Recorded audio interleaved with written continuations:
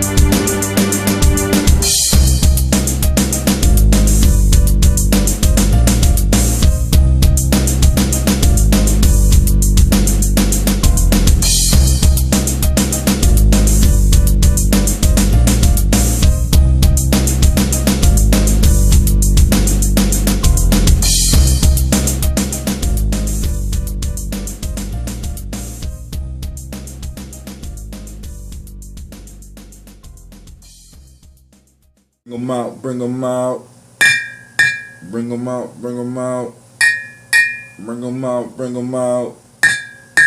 Alright, family, we are gathered here today to toast up our ancestors, to let them know that we're thinking about them, to send them energy, and to have them send us energy. We're transforming, we're transferring energy, right? So we give them some, they give us some, right? I don't never want it to be true that my ancestors couldn't help me because I wasn't focused on them, right?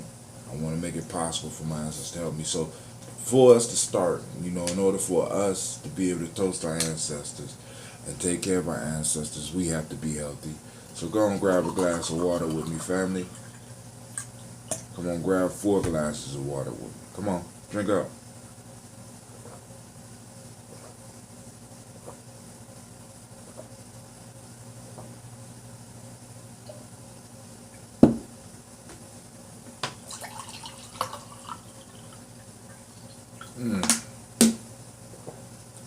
That's one down.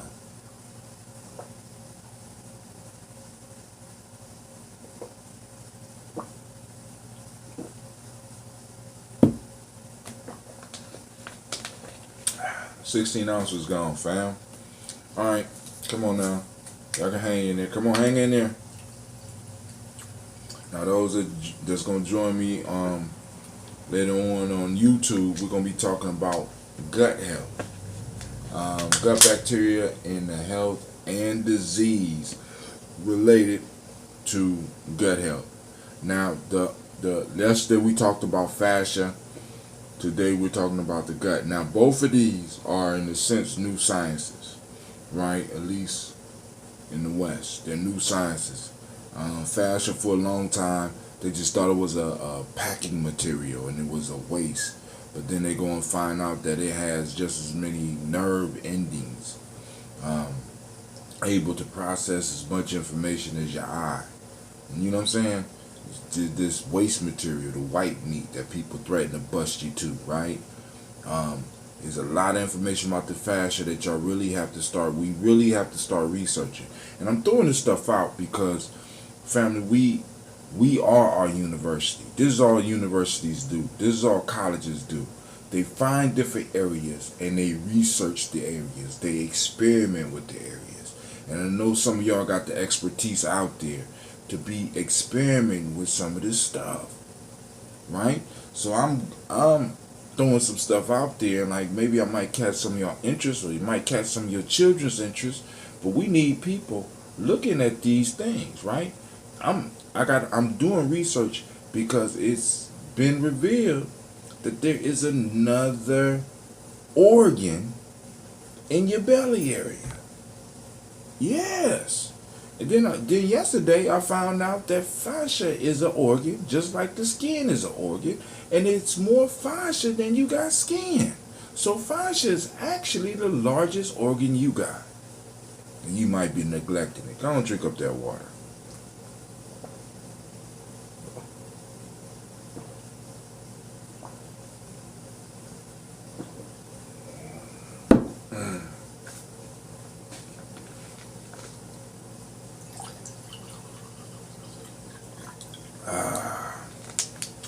Man. Last one, fam.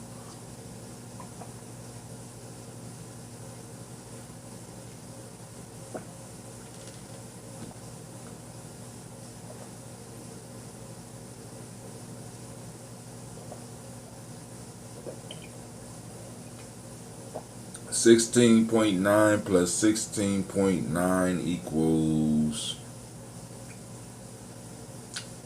33.8. So that's 33.8 ounces of water to start the day. Get the energy flowing. I ain't even do my movement yet. Now, so I told you about the 5, 6, 7, right? Right? Check it out. Now, check it out. Check it out. But I just ain't playing. The 5, 6, 7, right? Hold on. So I'll make sure I get it right. So I added a 4 to that, right? So we got 4, 5, 6, and 7, right? Check it out. The 4 needs: right breathing, right water, right food, right movement. Right? 5 parts, you already know. Intuition, mental, 5 parts of our being. Intuition, mental, emotional, spiritual, physical, right? 6, the 6 emotions, right? The 6 motions, right? Peace, power, joy, mad, sad, scared. 7 principles. Moja, Kuda, Shakali, Ujamaa, Jamani, Akuma, and Amani. I'm not playing, family. I'm not playing, right? Because we got to put them in ways where we can understand. We got to put them in ways where it's simple so that we can always plug into them. It don't have to be all complicated, right? All right. So today we sipping on that grape, and this say my grape because you know this is mature, and you see it's not going fast because it's no longer sweet. And you know my family like the sweet. You know, my wife complained about us liking sugar, but she sure liked the sweet drink, right? So,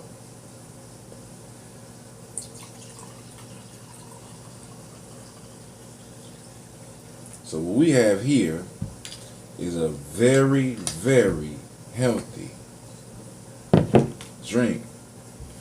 Close to wine, but not quite. This is the grape. Alright, so now, first, giving honor to the Creator by whatever name you choose to call that Creator. We call on that infinite source. We call on that power that's within all of us and surrounds all of us, all at the same time. We call on that power. We ask it to bless and guide us. We ask it to lift us up. We also lift it up, right? We got a partnership here, right? So we call on that power. We call on it, and we toast it, and we say, Ashe. From there, we move to our personal ancestors. Wow. Move to our personal ancestors. I'm hearing that there's some bad news in the family. I mean, not necessarily But there's been a transition, so we're going to salute that. But last night I had a dream about one of my ancestors, Tony Clark. You know what I'm saying? I had a dream he was alive, right? And I had got some air in his news. You know what I'm saying? But so I'm going to toast. Elder Tony Clark, my martial arts teacher, who helped me become a man. I'm going to toast him and celebrate him. We're going to toast the ancestors, and I'm going to start with my family line. If you have any people you want me to call, feel free to post them up, right? But I'm calling on Miles Brown, Miss Ann, Robert Tex, Anna Davis, Herman Brown, C. Rosalie Tilly, Georgia Whitney Walter, Chris Johnny Gatson, Alina, Uncle Chris, Geneva Brown, Elvira Brown, Cleveland Brown, my Aunt Gina,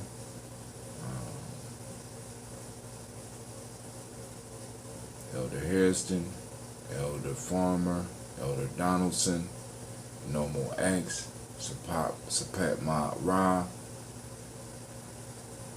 Jamon Jones, John Fallard, Dr. Marianne Williams, Jeremiah Tappan, Montague Pittman L,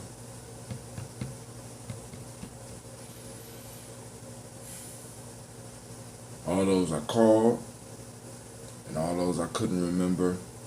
It was an era of the mind and not of the heart. We call on all those ancestors, all of our personal ancestors. We lift them up, right? We lift them up. We toast them when we say Ashe. We toast this moment. We toast Ujamaa family, right? Ujamaa, cooperative economics, the proper flow of resources. Man, and it's so appropriate that we talk about gut health today, because when you start finding out all of the diseases that are possibly connected with your gut, possibly, it's correlation, it's not, it's not causation yet. We haven't got to the point where we've been able to prove it. But there's a lot of correlations between what goes on in the gut and what goes on with the rest of your health. And we're going to talk about those resources, right? You harnessing those resources to give the gut what it needs, right? Here's one of them.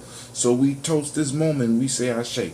Last but not least, we toast our children, our children's children on to infinity, because we are responsible for at least 7 generations, fam. So we got to make sure that at least 7 generations is doing well. So we toast them in advance so they could toast us in the future. Last but not least, and I said that already, but I apologize, I toast you, family. I toast all of you that take the time to join us, right? I toast all of you, and I lift you up. And I ask that our ancestors go out in front of you and make the rough road smooth, but not totally remove your obstacles, because without some struggle, we become weak. You know what I'm saying? Without some struggle, we become weak. All right? So, I'm going to toast up and drinking.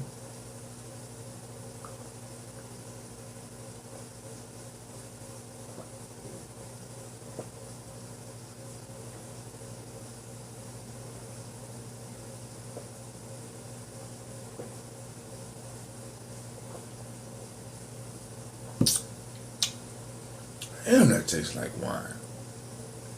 Alright, family. Yesterday I was describing a relationship, and I had to go back. We got a Jobian relationship with America. It's sort of like, and I know you're like, where you coming from with all this shit, Brother Hatem? Listen, man, I can't do nothing but think about our situation, man. I mean, I was raised like that, right? My elders trained me like that. I was prepared for this, right? You know what I'm saying? I was prepared for this. I spent my 20s and my 30s being trained for this, right? My 20s and my 30s, my 40s, I was being trained for this, man, right? And I can't help but to think about our relationship. And we have a Jobian relationship.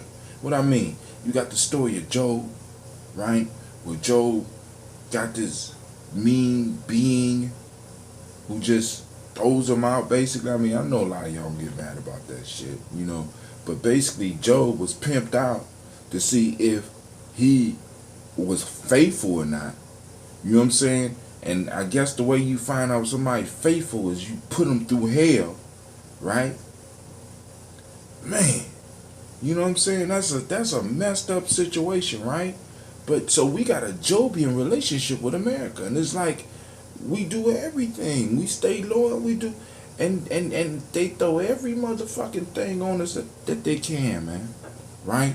But hey, like I said, it's time for us to start changing the stories that we relate to. Right? Now, here's a story for y'all. I'm about to cuss. And I ain't even gonna say I'm cutting down. But here's a story, right?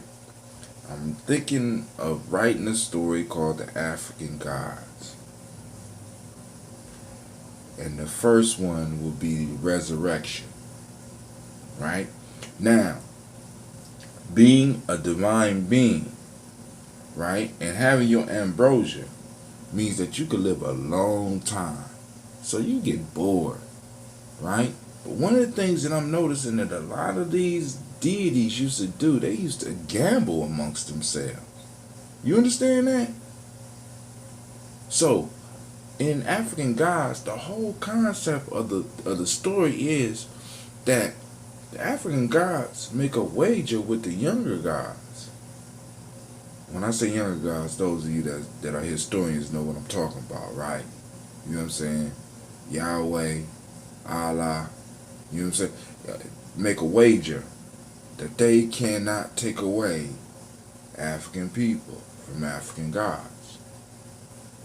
And they just fade into the background. They gamble with them, right? Now,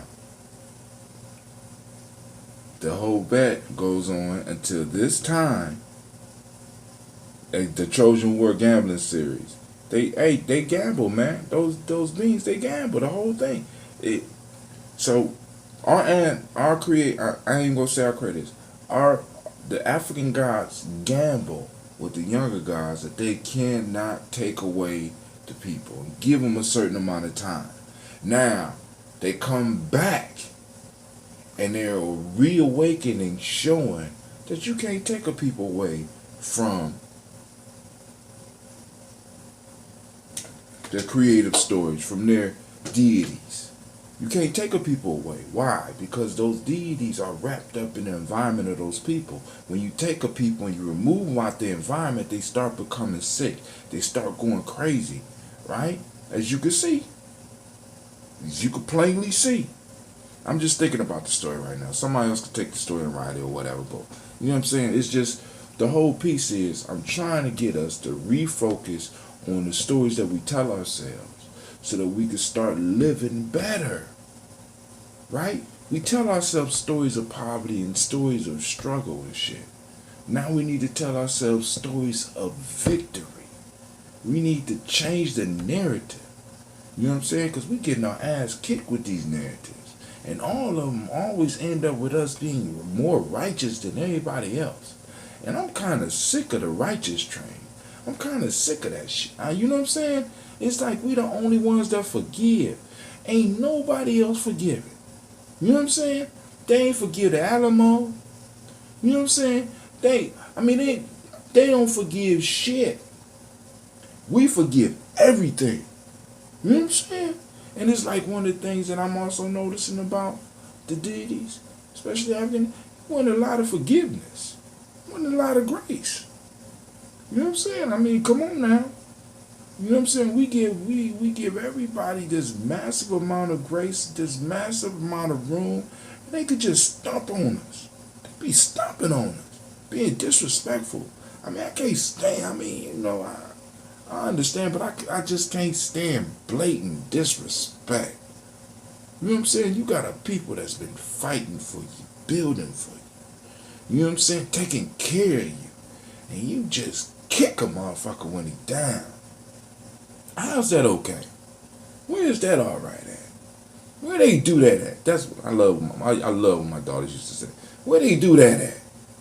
You know what I'm saying? Where do they accept that at? Other than us. You know what I'm saying? Every other people that went to war about this. Look at the situations we've been in. And then even when we try to do for ourselves, and we off to ourselves, they don't feel comfortable, so they want to send people in. When we send them back, they come and try to take it. And you know what? I want to shut my mouth. Listen, family. Listen. Let's go and talk about this gut bacteria. Because all this got to relate with our gut bacteria. Because check this out. Not all of us, my brother. I love Kwame. Listen. And I know y'all like, brother, this has absolutely nothing to do with gut health. But this has everything to do with gut health. Because when you start affecting the flora within your gut, you're operating outside of your culture. We all have culture, right? Part of that culture is the environment that we in. Part of what sets up the culture, part of what sets up the myths for people is the environment. When you remove a people from the environment, they become sick. Why? Because you have removed them from the thing that helped form and shape them. You know what I'm saying? So, hey, Facebook, I want to thank y'all for taking the time and checking me out. I'm sipping on the detox formula now, and I will see y'all in the morning. And until then, have a great Ujamaa.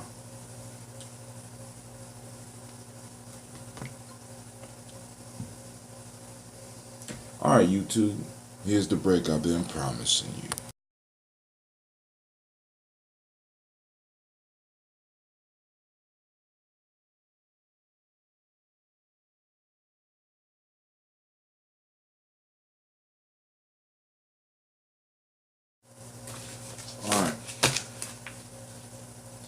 Alright, fam, here we go. This is from gastroenterology and hepatology, the independent peer-reviewed journal, Gut Bacteria in Health and Disease. Alright, so I'm going to read the abstract. Maybe I don't need to read the abstract. This is kind of long, so bear with me. Due largely to rapidly evolving event. I'm not going to read the abstract. Due largely to Well,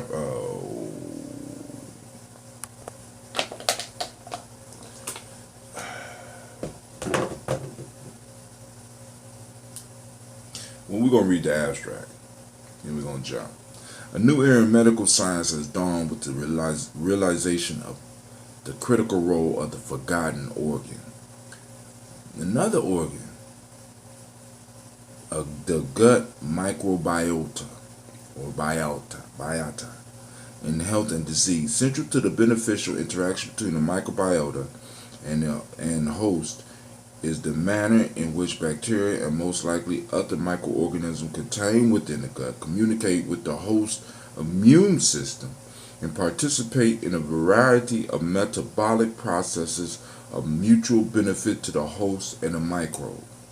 The advent of high throughput methodologies and the elaboration of sophisticated analytic systems have facilitated the detailed description of the composition of the microbial health and various disease states. Although the latter approach is still in its infancy, some important insights have already been gained about how the microbiota might influence a number of disease processes both within and the distant from the gut. These discoveries also lay the groundwork for the development of therapeutic strategies that might modify the microbiota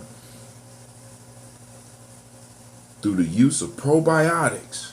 Although this area holds much promise, more high-quality trials of probiotics, prebiotics, and other microbiota modifying approaches in digestive disorders are needed, as well as laboratory investigations of their mechanism of actions. Now, family,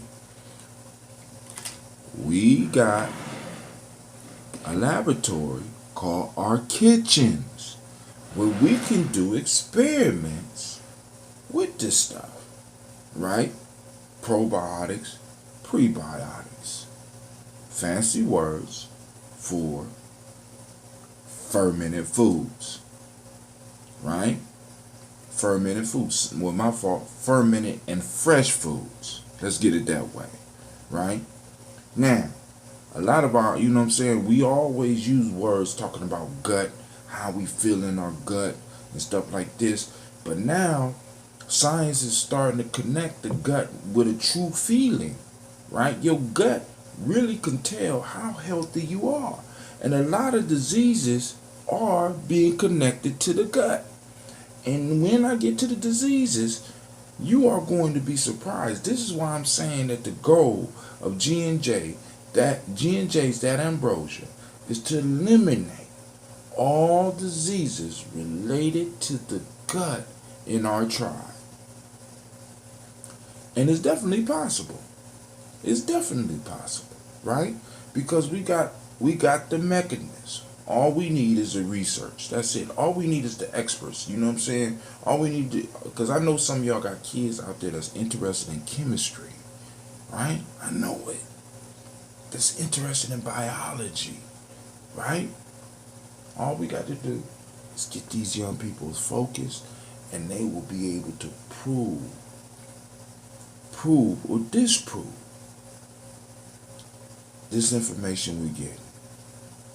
Now, wouldn't it be incredible if you could just cure a lot of the ailments that people have just by them having probiotics, just by them eating a diet that is ancestral based? All right. Due largely to rapidly evolving advances in analytical techniques in microbiology, molecular biology, and bioinformatics. That's a new word, bioinformatics. That's another field. The true diversity of microorganisms that inhabit the gastrointestinal tract of humans, collectively referred to as the human gut microbiota, is being revealed, and its contribution to homeostasis in health and to pathogenesis, that's the path of disease appreciated. As a consequence, the study of gut ecology has emerged as one of the most active and exciting fields in biology and medicine. It is in this context that the maneuvers to alter or modify the microbiota, either through dietary modifications or the administration of antibiotics, probiotics, or prebiotics, must now be viewed. The normal gut microbiota, an essential factor in health. Let's read that. The term microbiota is to be preferred to the older term flora, as the later fails to account for the many non-bacterial elements, archaea, viruses, and fungi, that are now known to be normal inhabitants of the gut. Given the relatively greater understanding that currently exists of the role of bacteria in comparison with the other constituents of the microbiota in the health and disease, gut bacteria will be the primary focus of this review. Within the human gastrointestinal microbiota exists a complex ecosystem. Like, you know, for those that don't know, that's like when you go out in the woods and you got all the animals living together and you got all the plants working together, even the plants that are dying, you know, are in some way fueling the whole piece. That is ecosystem, right? In your gut, there is an ecosystem. An ecosystem of approximately, listen, 300 to 500 bacterial species comprising nearly 2 million genes Indeed, the number of bacteria within the gut is approximately 10 times that of all the cells in the human body. And the collective bacterial genome is vastly greater than the human genome. Family, I hate to break it to you, but you got more bacteria DNA in you than you have human. I know some of y'all don't want to hear that you a bacteria. I know it. You know, you feel that you're above all that. It's sort of like when people say that you're an animal. You get upset. But the fact of the matter is, you got to accept your place, right? As my elder told me, we are no higher than a blade of grass and no lower than its roots, family. Right? By us trying to put ourselves in a special place, we remove ourselves out of nature and think that we could do whatever we want to do. And that's killing us. That's killing us. We're disrespecting what we come from. We come from the earth. We're disrespecting it. So how the hell you know what I'm saying? We're disrespecting it. We're disrespecting our home. We're disrespecting who we are. We're disrespecting the core of our culture. In all cultures, the earth played a major role, except in this culture, other than for us to take from her and to destroy her and to pollute her. And we're doing the same thing. What we're doing to her, we're doing to our microbiome. We're doing to ourselves because we removed ourselves. We got these false myths that tell us that we're something different, when in fact we are part of the earth. This is why I like traditional. This is why I like traditional spiritual beliefs, because they connect you to nature. They're not trying to extract you. They don't strive to make you feel so special that you feel you go out here and just pollute. You know what I'm saying? Human beings are the only beings on this planet that believe we could shit and eat in the same place. I'm sorry. No, I'm not. I'm not, you goddamn bacterias. You know what I'm saying? You know what I'm saying? Bacteria and viruses and shit running around this motherfucker not knowing what we are, not knowing what we connected to, not knowing our real story, causing all types of havoc, killing my babies. You know what I'm saying? Killing my babies. We killing our babies. At birth, the entire intestinal tract is sterile. Now listen to this, because a lot of y'all having those C-sections because you want to look good, you know. And a lot of you not breastfeeding because you don't want your breasts all out of shape. And then you wonder why your children running around here insane. At birth, the entire intestinal tract is sterile. The infant gut is first colonized by maternal and environmental bacteria during birth and continues to be populated through feeding and other contacts. Factors known to influence colonization include gestational age, mode of delivery, vaginal birth versus assisted delivery, diet, breast milk versus formula, level of sanitation, and exposure to antibiotics. The intestinal microbiota of newborns is characterized by low diversity and a relative dominance of the phyla Proteobacteria and Actinobacteria. Thereafter, the microbiota becomes more diverse with the emergence of the dominance of firmicutes and bacteroidetes, which characterizes the adult microbiota. By the end of the first year of life, the microbiome profile is distinct for each infant by the age of 2.5 years. The microbiota fully resembles the microbiota of an adult in terms of composition. This period of maturation of the microbiota may be critical. There is an accumulating evidence, listen, from a number of sources that disruption of the microbiota in early infancy may be a critical determinant of disease expression in later life. It follows that the intervention directed at the microbiota later in life may quite literally be too late and potentially doomed to failure. Now, by us doing a lot of this shit we're doing, By us not breastfeeding the babies. And I know y'all like, but I tell what you mean us? It ain't us, it's me, the woman.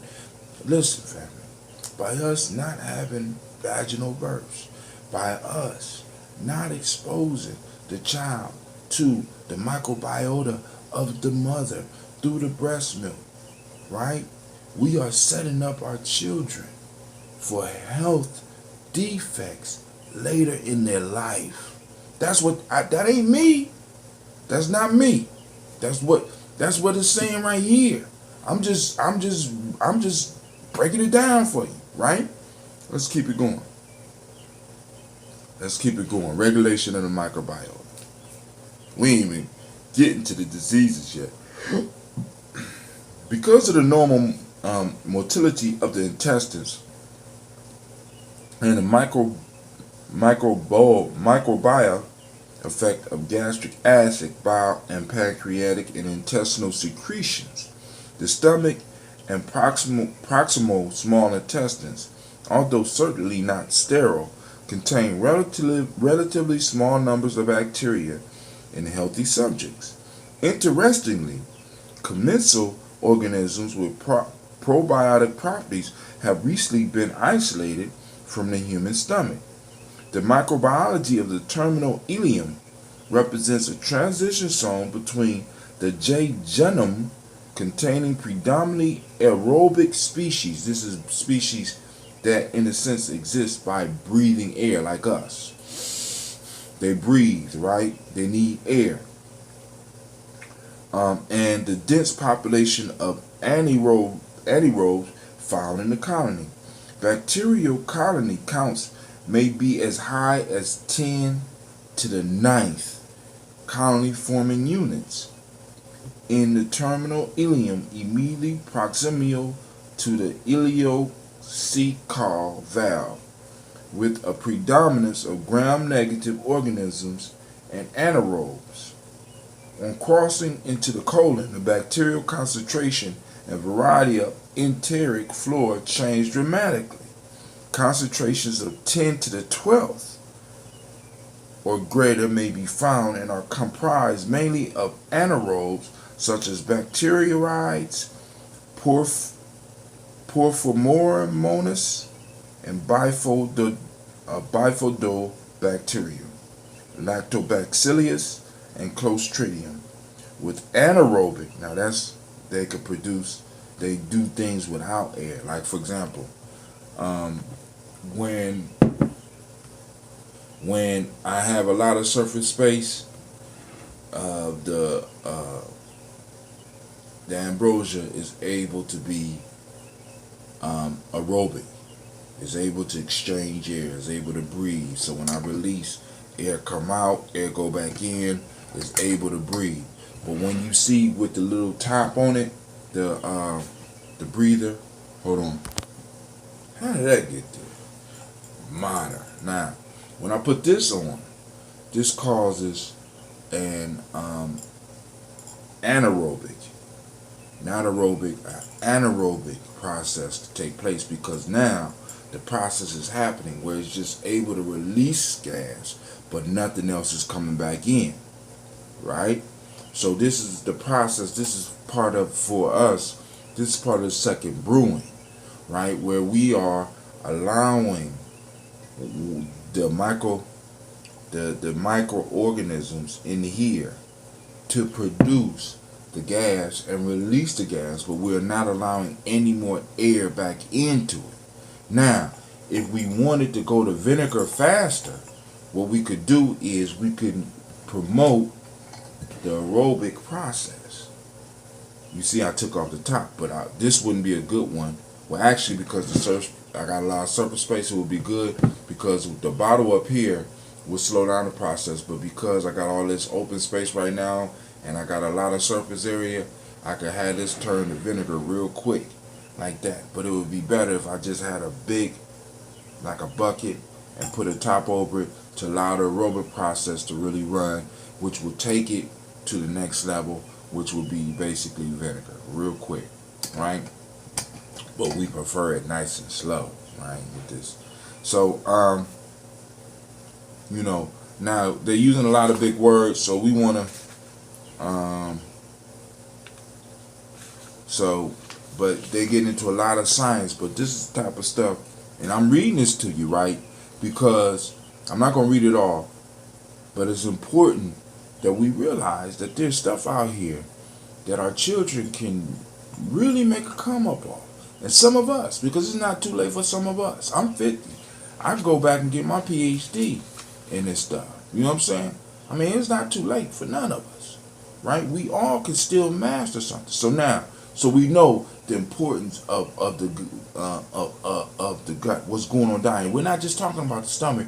We're talking about the small intestine. We're talking about the large intestine. We're talking about all the stuff down in what's known as the belly, and all of those bacteria that's down there, all of those viruses that's down there, all of those microorganisms that are in us that are forming an ecosystem within inside of us.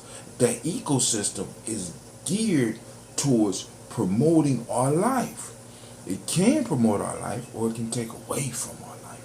So now let's go to the disease part, and we're gonna speak a little plain English. First, let's look at this. Although this is microbiota and a metabolism. Well, let me make sure I ain't skipping over nothing important. Regulation of the microbiota. Nope. Host microbiota interaction. Nope. Although the immunologic interaction between the microbiota and the host have been studied in great detail for some time, it has been only recently that the true extent of the metabolic potential of the microbiota has begun to be grasped. Now, let's listen. Some of these metabolic functions were well known, such as the ability of bacterial disaccharidases to salvage unabsorbed dietary sugars, such as lactose and alcohols, and convert them into short-chain fatty acids that are then used as energy source by the colonic mucosa. The SCFAs, short-chain fatty acids, that's SCFAs, promote the growth of intestinal epithelial cells and control their proliferation and differentiation. It has also been known for some time that the enteric bacteria, that's bacteria inside us, can produce nutrients and vitamins such as folate and vitamin K. Listen, deconjugate bile salts and metabolize some medications such as sulfosalazine within the intestinal lumen, thereby releasing their active moieties. However, it is only recently that the full metabolic potential of the microbiome has come to be recognized, and the potential contribution of the microbiota to the metabolic status of the host in health and in relation to obesity and related disorders have been appreciated. The application of the genomics, metabolomics, and the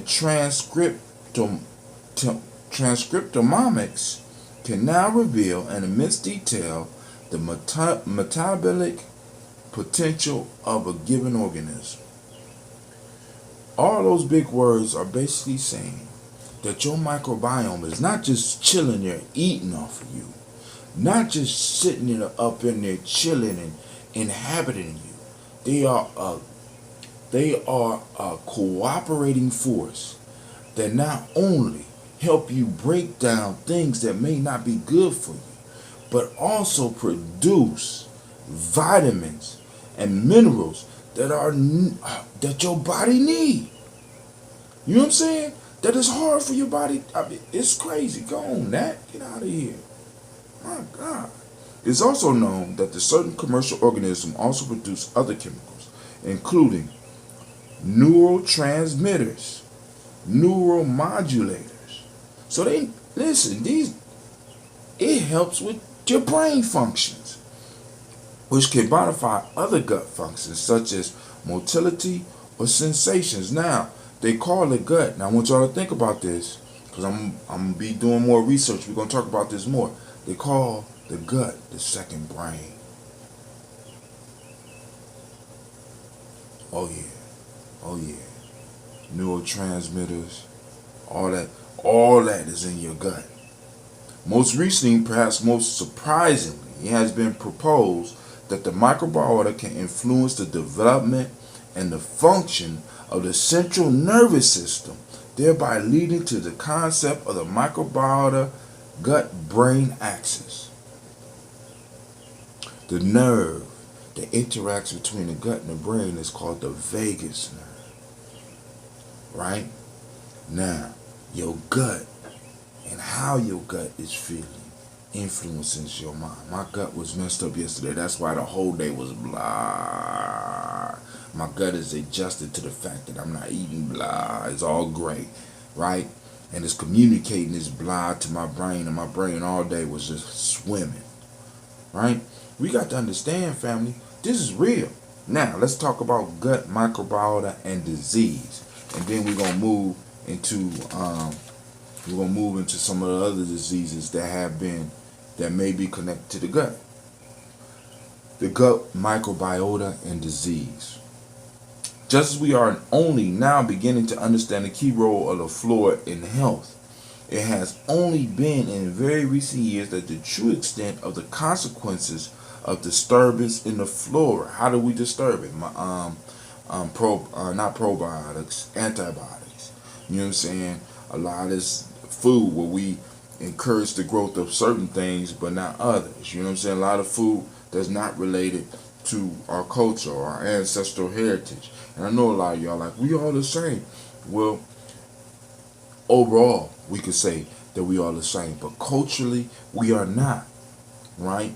Culturally, we have certain foods for certain reasons, and those foods were developed through our interaction with nature.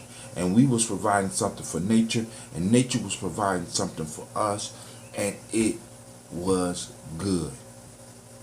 But then we started interfering with the shit. Alright, boom, boom, boom. Very recent, the true extent of the consequence of the disturbance in the flora or the interaction between the flora and the host has been recognized. Some of these consequences are relatively obvious. For example, when many components of the normal flora are eliminated or suppressed by a course of broad-spectrum antibiotics, the stage is set for other organisms that may be pathogenic to step in and cause disease.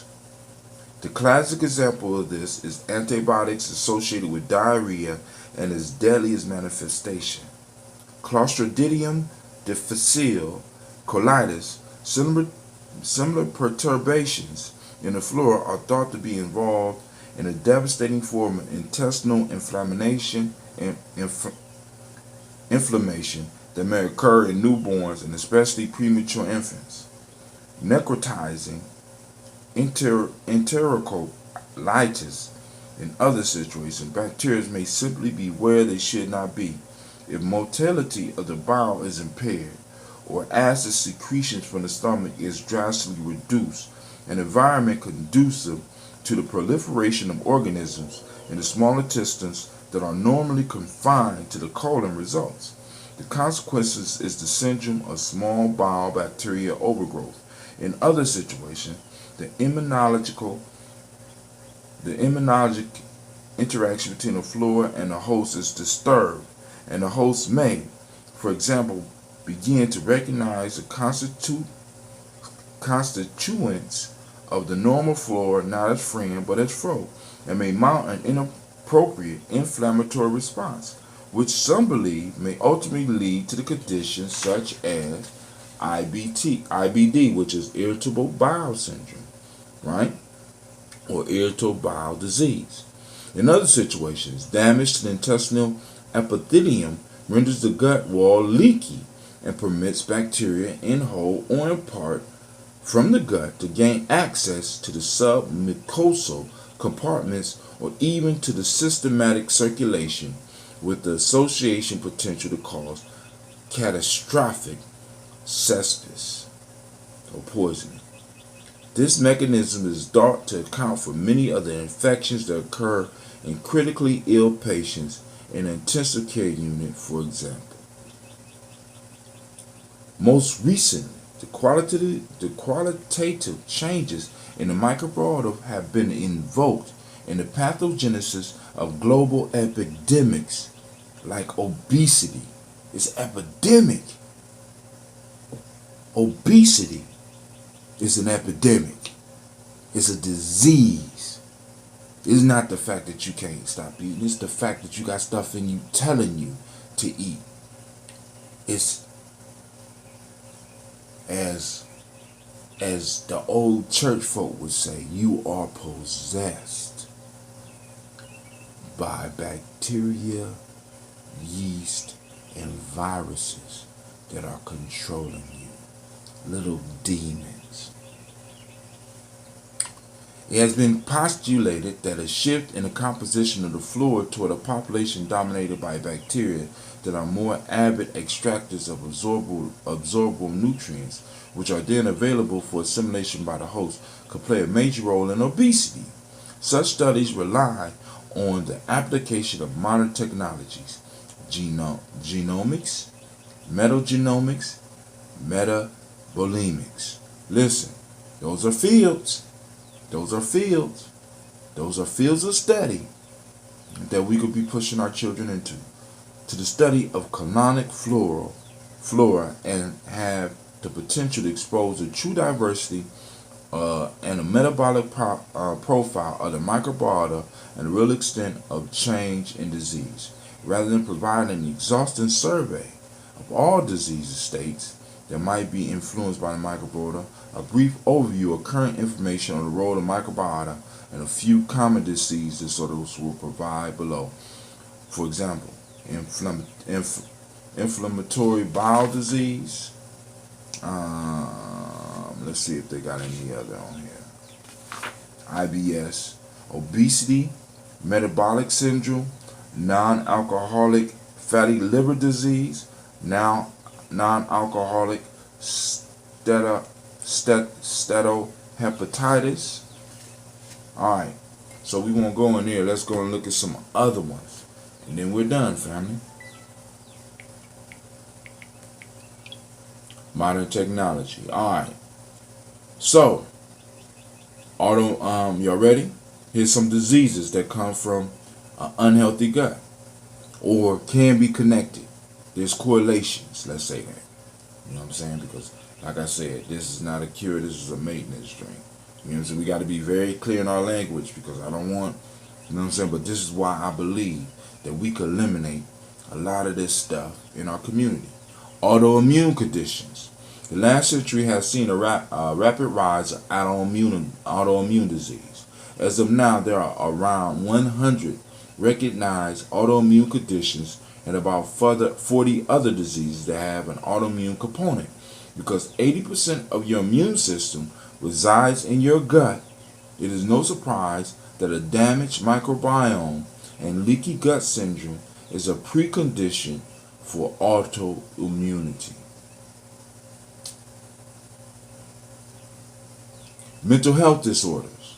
Your gut and brain are inextricably through the communication lines that are referred to as the gut-brain axis.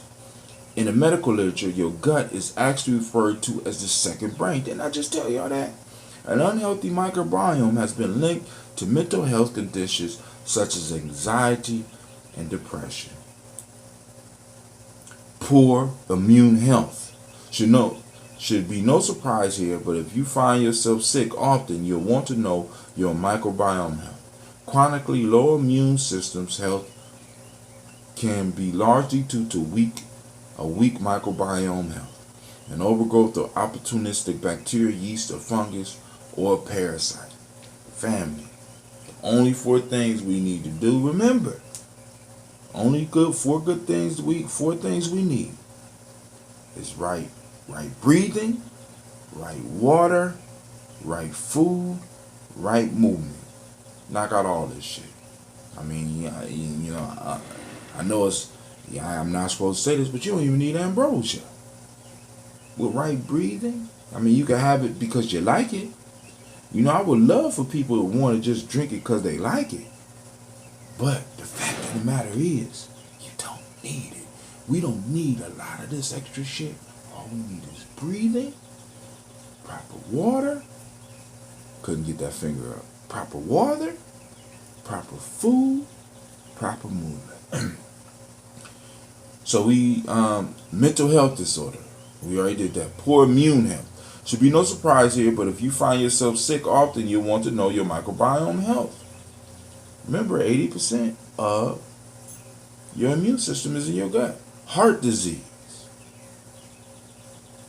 I bet you're wondering, how does it affect your heart? A possible correlation, and I say correlation, between the microbiome and cardiovascular disease was recently found. Certain bacteria produce higher levels of TMO, trimethylene N oxide, which is linked to a higher risk of heart attack and stroke.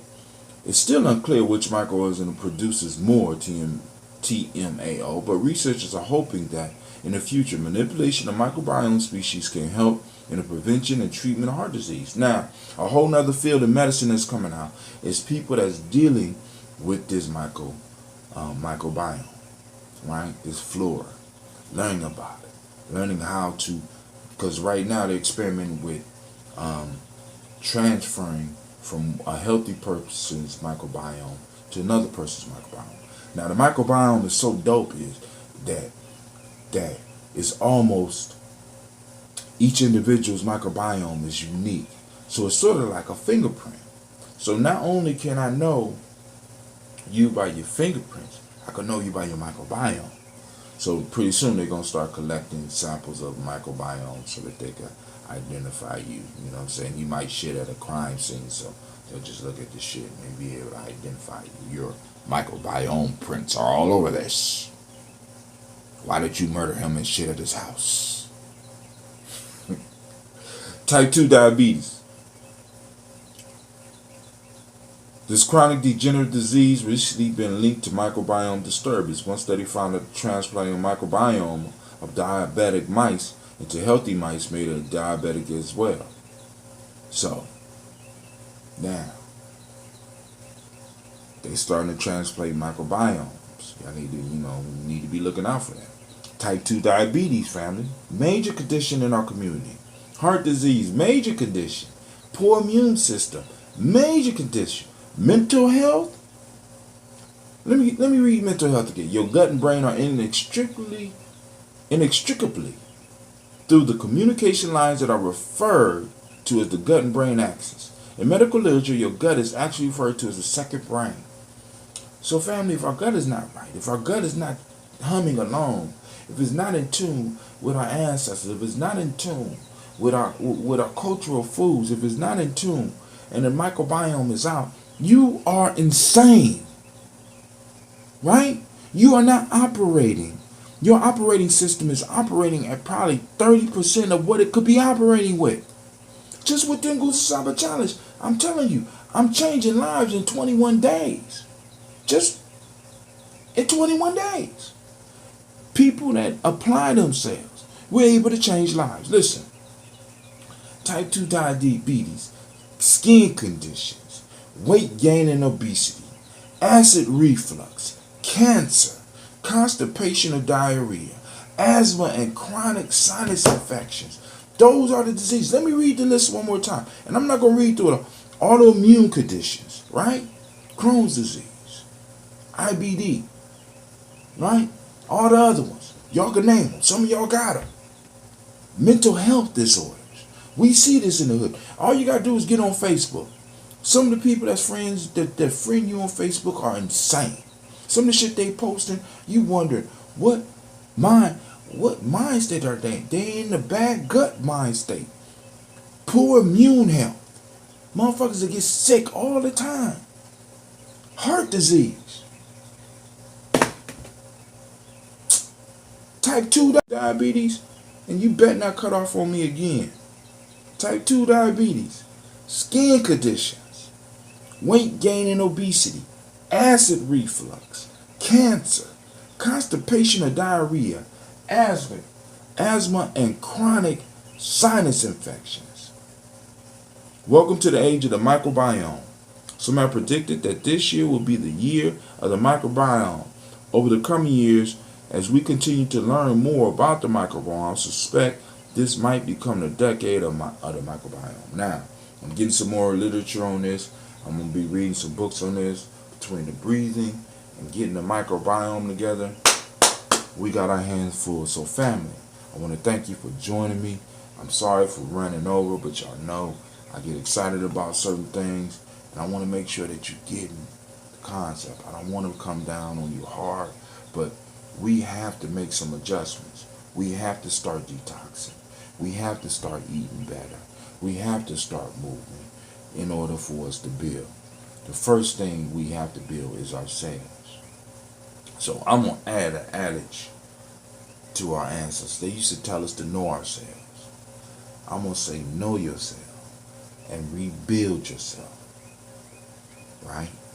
Know and start to rebuild yourself. I got nation builders around me that's not healthy. Right? And I'm working on getting them.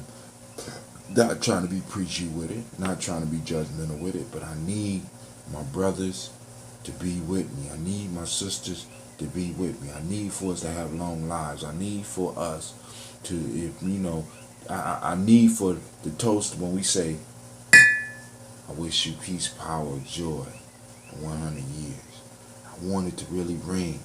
I want it to ring like that sound right there. Right? I want y'all. I want us to have 100 years. Well, I want us to be able to decide, damn, I'm tired of life.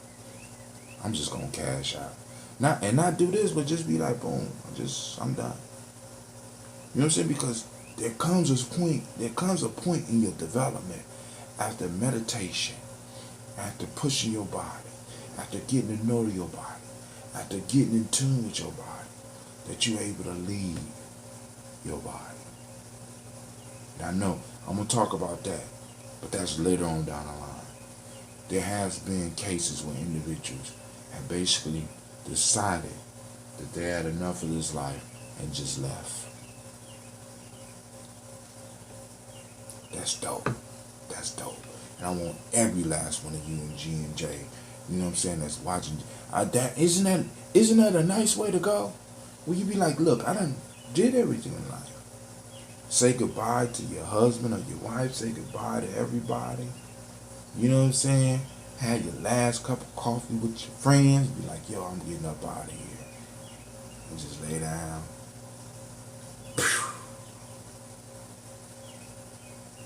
That's how I want to go. Alright, this is Brother High Tim, and I'm out. Thank you for watching the video. I want you to subscribe. Click the bird right there, the fiery bird. And I also have a special video just for you, right there. And for those that want more information about gye-nyame journey, go to our site. It should be right about there.